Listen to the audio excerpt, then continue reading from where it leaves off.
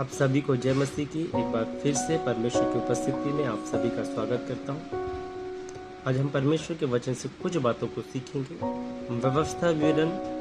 जब हम परमेश्वर के वचन में जब हम पढ़ते हैं तो परमेश्वर ने इजरायलियों को मिस्र की गुलामी से निकाला कि वह उनको वह देश दे जहाँ दूध और मधु की धारा बहती है। लेकिन जब हम पढ़ते हैं कि मिस्र से कनान की दूरी कितनी थी, अगर हम वर्तमान में देखें तो किलोमीटर के हिसाब से अगर देखते हैं तो 400 से 600 किलोमीटर के अंतर्गत। और बाइबल बताती है कि इजरायलियों को कनान देश पहुंचते पहुंचते 40 साल लग गए। और ऐसा हुआ कि जो लोग मिस्र से निकाले गए थे उनमें से केवल 2 लोग पहुंच पाए, बाकी सब उनके बेटे और बेटियां ही पहुंच पाए। बाकी सब पुरानी जो है रास्ते में ही खत्म हो गए।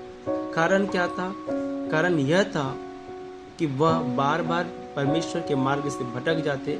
वह नम्र होकर अपने आप को परमेश्वर के हाथों में समर्पित नहीं करते थे। और इसीलिए परमेश्वर का वचन यहाँ जब हम 8:2 में पढ़ते हैं तो परमेश्वर ने यहाँ लिखा कि यहोवा, याद रख कि तेरा परमेश्वर यहोवा 40 वर्षों में तुझे सारे जंगल के मार्ग में इसलिए ले आया कि वह तुझे नम्र करे। अगर इजरायली नम्रता के साथ अपने आप को परमेश्वर के हाथों में सौंप देते तो निश्चय ही वह 40 दिनों में ही कनान देश में पहुंचकर उस दूध और मधु की धारा बहने वाले देश में आनंद से जीवन व्यतीत करते, जिसकी प्रतिज्ञा परमेश्वर ने उनसे की थी। और यही गलती आज हम भी करते हैं। हम अपने आप को नम्रता के साथ नहीं सौंपते और नहीं सौंपने के कारण ही हम भी अपने जीवन में क्या करते हैं, इजरायलियों की तरह संघर्ष करते, भटकते रहते, जिसके कारण हम और वो जीवन अपने जीवन में नहीं ले पाते जिसकी प्रतिज्ञा परमेश्वर ने हमसे करी।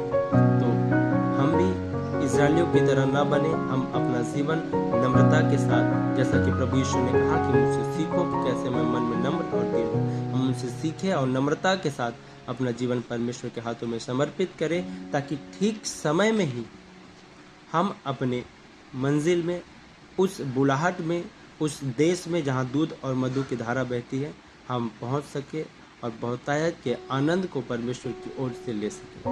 ये परमेश्वर का वचन है। इस वचन से हम सभी को आशीष मिले। आमीन। सबको जय मसीह।